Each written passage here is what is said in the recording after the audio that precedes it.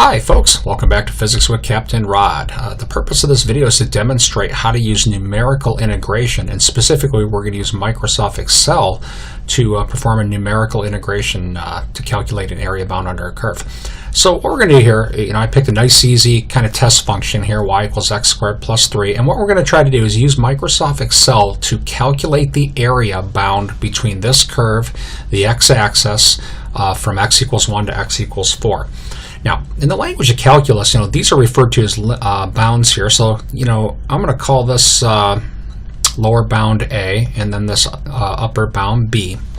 And when you do a numerical calculation, one of the first things you think about is, how many rectangles am I going to use? Or how many elements, not let me say rectangles, but how many elements am I going to use? For now, I'm just going to say, we're just going to call that value n. And I'm just going to let that float for now, and I'll choose a value later.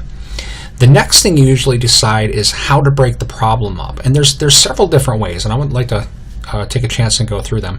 One possibility is that we break this problem up into a bunch of rectangles, and they might look something like this. We might draw like the first one maybe something like this, and then the second one like this, third one like this, and so forth. You'll notice that here there's area included in my rectangle that aren't necessarily that is not under the curve. So if I use a rectangle setup like this, I'm going to get a number that's a little bit too big. Another possibility is that we can draw rectangles that look maybe something like this. Like there's my first one, and there's my second one, and third one, and so forth.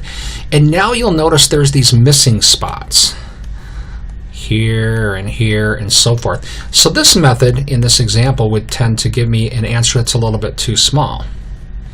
What I'm going to do is I'm going to use what I call the Goldilocks method, where my rectangles look something like this, and they actually go through the function at the midpoint of the rectangle in theory. There's two. I'll draw about 3 of them or so. Now I'm not drawing these to scale. It's important to realize, if I had, say, 20 of them, they'd be very, very slim going from 1 to 4 here. So I've kind of exaggerated their sizes a little bit in this picture. The intention here, and my drawing's not that great, but the intention is to draw them in such a way that the curve goes right through the center of the rectangle. All right. Now, in order to calculate the area of this rectangle here, right, area is length times width. First, let's talk about the width. Each of these rectangles has a width that I'm going to call delta x. And the delta x depends on n, how many rectangles I break this into. In general here, if I take the upper bound minus the lower bound and divide by however many rectangles I choose, I'm going to get the width of these rectangles. Again, I'll choose values for n here in a little bit. Now, in order to calculate the area of this rectangle, I need the function value here, right in the middle of it. Again, my picture's off just a little bit. The intention was that this curve should touch this right in the middle. This guy, I'm going to need the x value here, right in the middle, and so forth.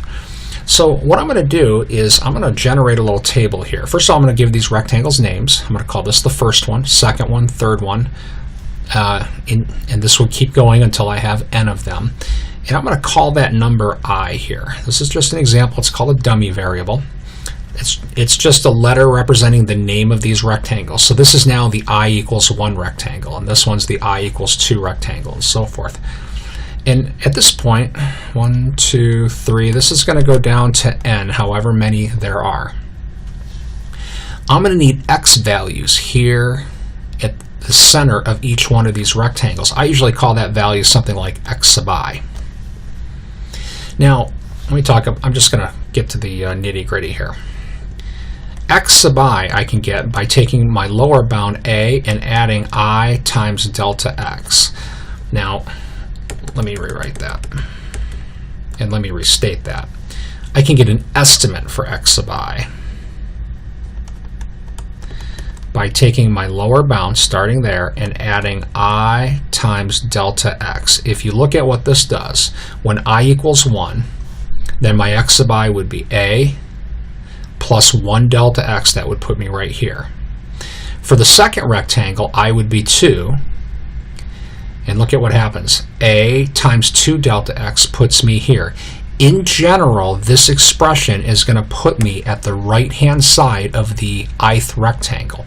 Now, I don't want to be at the right-hand side. I want to be centered here, here, here, etc.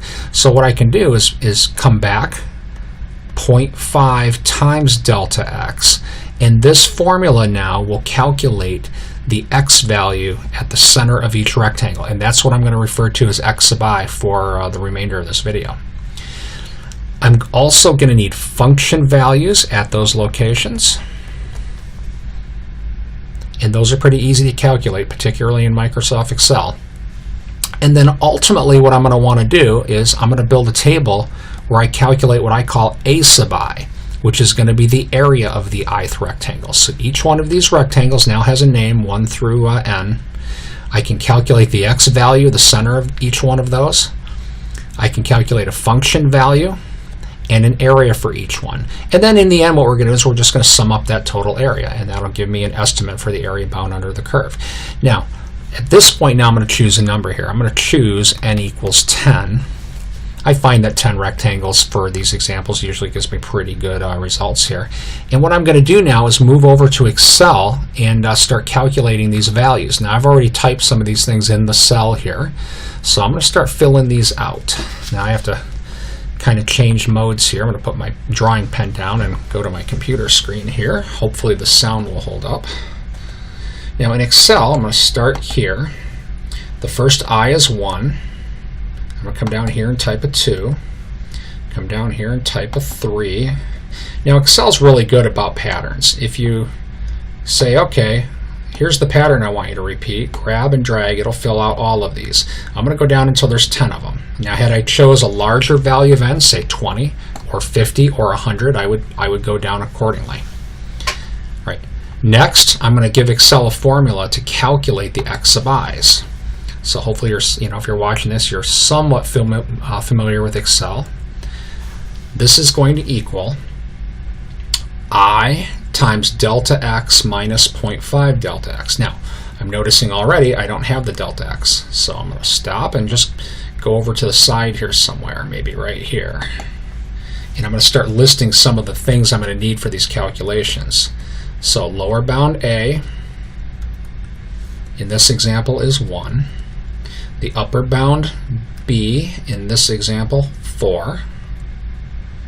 Number of rectangles, again, in this example, I'm going to use 10. And I guess this should be the first thing I actually calculate. Delta x, I'm just going to type delta x here, is equal to B minus A over n. So you notice now Excel has calculated my delta x. All right, now I can go back here and calculate my x values. So my x sub I is going to equal I times delta x. Whoops, I forgot to start at A. It's going to equal A plus I times delta x minus 0.5 times delta x to center the rectangle. So I've given Excel a formula. You notice it gives me 1.15. That should be right in the center of the first rectangle. Now, if I grab and drag, in theory it should calculate all of them. But you'll notice it seems to be having some trouble. Now Excel's really good about showing you what's going on. Let's say, I want to know why is this saying 0? So I double click there, and you'll notice it's highlighting cells here that there's nothing there. So anything that I reference over here, I don't want that to move. You need to lock that down. So I'm going to go back to the original formula, double click, and you notice the blue and the red here. These are two values we want to stay put. And the way you do that in Excel is usually with the F4 button. I call it double dollaring because it inserts these dollar symbols here. So let's see, that's going to be this guy. If you just go right behind it there, hit F4, that's going to lock that down. That purple one, that's now locked down. This guy also locked down. Boom. If I did this right, the next one should be just short of 4. Okay, 3.85, so we're looking pretty good. All right, next I'm going to have Excel calculate function values. And that's pretty easy now that I've got the x values done. So my function value is going to equal x sub I squared. I just used a little caret symbol there to get the square part. Let's see, plus 3. Now I can have Excel calculate all of them. Area of each rectangle in this example is going to equal the function value times the width, delta x. And again, the delta x needs to be double-dollared. We don't want that thing to float when we do the what I call the drag math. Grab, drag, boom. All right, so now we've got all the function values, and now we can have it calculate a total. Might call it something like this. Oops. I'll move over here and say that this is equal to the sum of all of these. So about 30. In this example, we could verify that by direct integration. Again, if you're familiar with integral calculus, I suspect that this should be right. Usually these things work out pretty well if I haven't made some sort of numerical blunder in there somewhere. Some comments about this method.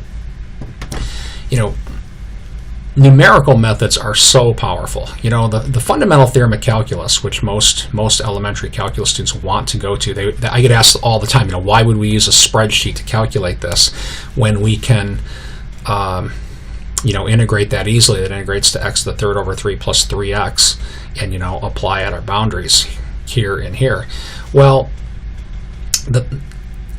finding areas that way only works provided you can find the antiderivative of a function, and that's not always so simple. You know, I usually, when people ask me, I always say, well, why don't you try this one? Maybe the area bound between 0 and pi squared of sine of square root x dx. That's a function, sine root x, that's well defined in that region everywhere. It's 0 at 0, and it's 0 at pi squared, and it's positive everywhere in between with no asymptotes.